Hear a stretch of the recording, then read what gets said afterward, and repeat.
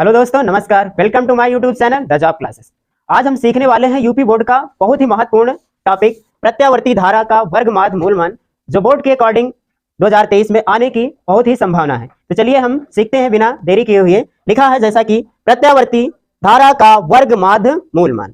तो प्रत्यावर्ती धारा का वर्गमाद मूलमान होता क्या है? प्रत्यावर्ती धारा के पूर्ण चक्र में आई स्क्वायर यानी धारा के वर्ग के औसत मान के वर्गमूल को प्रत्यावर्ती धारा का वर्गमाद मूल मान कहते हैं। यानी कहने का मतलब है प्रत्यावर्ती धारा आई होती है, ये लिखा है प्रत्यावर्ती धारा आई। फिर लिखा है इसका स्क्वायर करेंगे, स्क्वायर कर दिया फिर हमने। फिर क्या कहेगा? एक पूर्ण चक्र के लिए, एक पूर्ण चक्र के लिए यानी 0 से t समय के लिए इसका औसत निकालना है, तो समय से भाग कर देंगे। फिर इसका वर्गमूल निकालेंगे तो आएगा क्या? IRMS यानी प्रत्यावर्ती धारा का वर्गमाद मूल मान आएगा। तो चलिए हम लोग सीखते हैं। तो सबसे पहले हम लोग लिखते हैं प्रत्यावर्ती धारा का समीकरण। प्रत्यावर्ती धारा का समीकरण, प्रत्यावर्ती धारा का समीकरण। तो हम लोग जानते हैं प्रत्यावर्ती धारा का समीकरण होता है I बराबर I not sine omega T. इसको हम लोग मान लेते हैं समीकरण फर्स्ट। ये होता है प्रत्यावर्ती धारा का समीकरण I not sine omega T. I not जैसा ग्राफ में दिया गया है प्रत्यावर्ती धारा का शिखर मान होता है, यानी प्रत्यावर्ती धारा का अधिकतम आयाम होता है। अब देखो क्या करेंगे, इसका हम लोग वर्ग करेंगे तो आई स्क्वायर बराबर हो जाएगा I nought square sine square omega t. इसके बाद देखो हम लोग क्या करेंगे, इसका औसत निकालेंगे। तो औसत कैसे निकालेंगे? औसत होगा इसका 0 से T I nought square sine square omega T और बटे टाइम टी कर देंगे। यह है प्रत्यावर्ती धारा के वर्ग का औसत मान। इसका हम लोग क्या करेंगे? समाकलन करेंगे। तो समाकलन करेंगे तो हम लोग मान निकालेंगे। देखो अचर पद है हमारा sign square omega T into D T. इसका टी के सापेक्ष हम लोग समाकलन कर देते हैं। आई नॉट अचर पद है, इसको बाहर कर देंगे, और समय भी अचर पद है तो इसको हम लोग बाहर कर देंगे। हो जाएगा 0 से T sine square omega T into D T. यहां से हम देखो साइन स्क्वायर ओमेगा टी का मान निकालेंगे तो कॉस 2 थीटा बराबर होता है 1 माइनस 2 साइन स्क्वायर थीटा। यहां से मान निकालेंगे तो 1 माइनस कॉस 2 थीटा बराबर 2 साइन स्क्वायर थीटा। 2 से इधर भाग कर देंगे तो 1 माइनस कॉस 2 थीटा बटे 2 बराबर आ जाएगा साइन स्क्वायर थीटा। थीटा के स्थान पर ओमेगा टी है तो थीटा के स्थान पर हम लोग ओमेगा टी रखेंगे। ये हो जाएगा साइन स्क्वायर ओमेगा टी।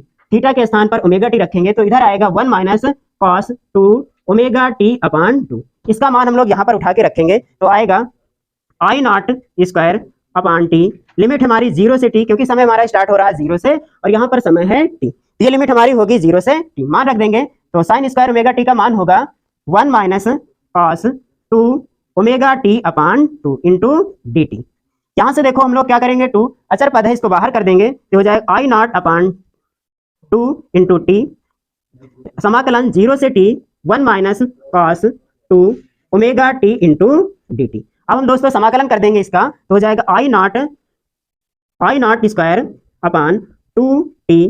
देखो समाकलन करेंगे तो 1 का टी के सापेक्ष समाकलन होगा टी, और cos 2 ओमेगा टी का समाकलन होगा। देखो यहाँ पर होता है साइन 2 थीटा का समाकलन करेंगे तो cos 2 थीटा का समाकलन करेंगे तो हो जाएगा cos 2 थीटा का समाकलन होगा साइन 2 थीटा अपॉन 2।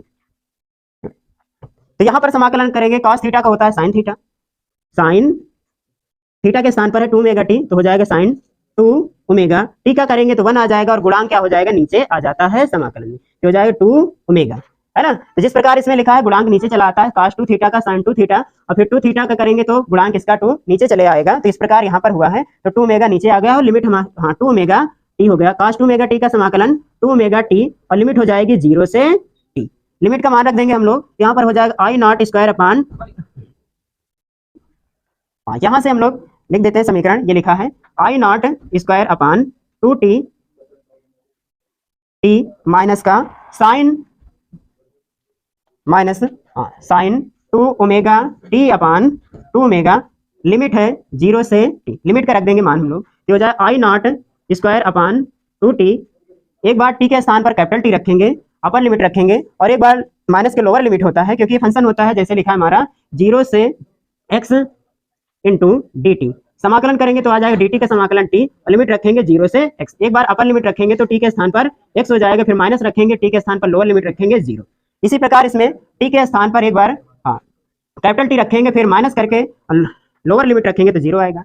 इसी प्रकार आगे हम लोग मान रखते हैं तो साइन लिखा है 2 ओमेगा, स्मॉल t के स्थान पर कैपिटल T आ जाएगा और बटे क्या है 2 ओमेगा t। फिर लोअर लिमिट रखेंगे तो यहाँ पर माइनस है पहले से ही, तो माइनस करके रखेंगे तो यहाँ पर प्लस आ जाएगा और ये हो जाएगा साइन 2 ओमेगा, t के स्थान पर 0 रखेंगे और ये हो जाएगा 2 ओमेगा।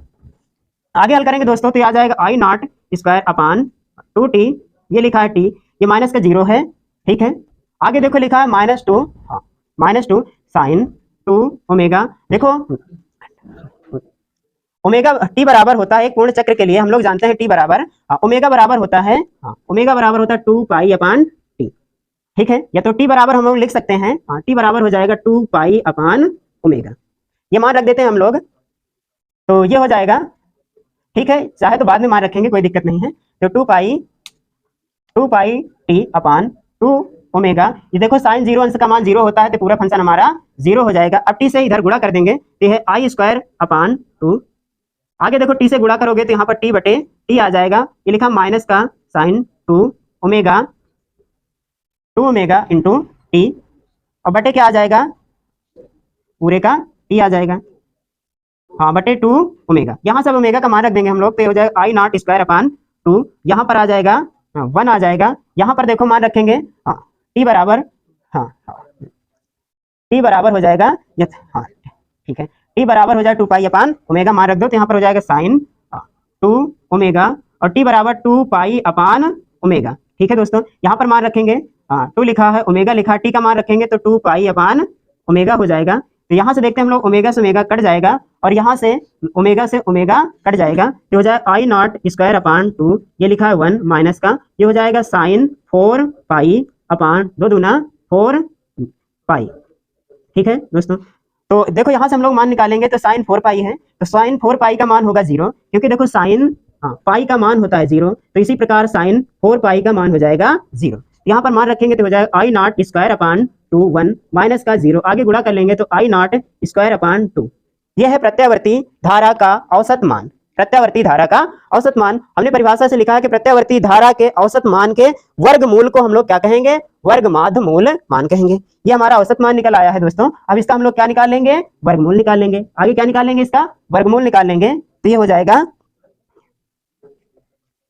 वर्गमूल निकालेंगे इसका तो ये हो जाएगा आई आर एम एस के बराबर हो जाएगा। तो हम लोग निकाल लेते हैं इसका वर्गमूल आई नॉट स्क्वायर अपान 2, ये वर्गमूल निकाल लिया हमने, तो ये बराबर हो जाएगा किसके, आई आर एम एस के बराबर हो जाएगा। तो कहने का मतलब है आई आर एम एस बराबर, ये देखो स्क्वायर लिखा है तो स्क्वायर से ये बाहर हो जाएगा और नीचे रूट के अंदर बचेगा। ये है प्रत्यावर्ती धारा का वर्गमाध्य मूलमान।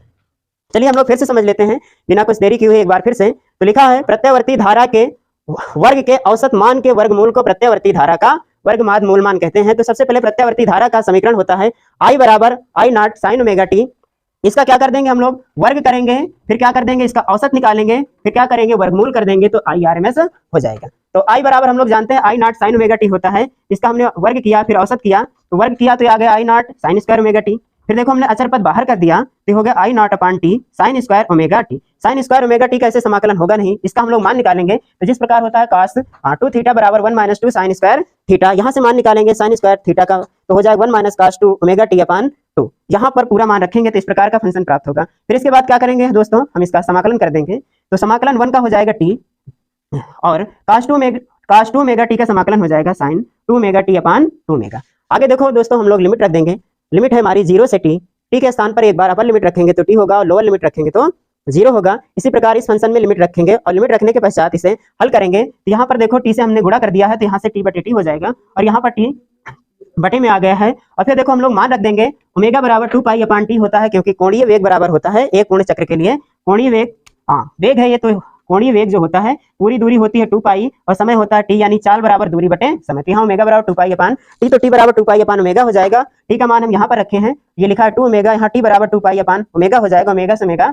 कट जाएगा। इसी प्रकार नीचे हमने मान रखा है टी का, तो यहाँ पर टी बराबर 2 पाई अपान ओमेगा, ओमेगा से ओमेगा कट गया, यहाँ से टी से टी कैंसिल हो जाएगा, 1 आ जाएगा। इसके पश्चात देखो ओमेगा से ओमेगा कट गया, साइन 4 पाई आ गया। हम लोग जानते हैं कि साइन पाई का मान 0 होता है, तो साइन 4 पाई का मान भी 0 होगा। यहाँ से पूरा मान 0 हो गया। इसके बाद आया आई नॉट अपान 2, यह है प्रत्यावर्ती धारा का औसत मान। फिर प्रत्यावर्ती धारा के औसत मान के वर्गमूल निकाल लेंगे। जो प्रत्यावर्ती धारा का औसत मान है इसका हम लोग वर्गमूल निकाल लेंगे, यही होगा हमारा प्रत्यावर्ती धारा का वर्गमाध मूल मान। तो इसका हमने वर्गमूल निकाला, तो वर्गमूल निकालेंगे तो स्क्वायर है और ये बाहर हो जाएगा, बटे √2 हो जाएगा। यही क्या कहलाएगा? प्रत्यावर्ती धारा का वर्गमाध मूल मान। धन्यवाद दोस्तों। अगर प्रत्यावर्ती धारा का वर्गमाध मूल मान जिस तरीके से हमने बताया आपको बिल्कुल आपके समझ में आया हो, तो प्लीज वीडियो को लाइक करें, शेयर करें और जल्द से जल्द हमारे चैनल से जुड़ें। धन्यवाद।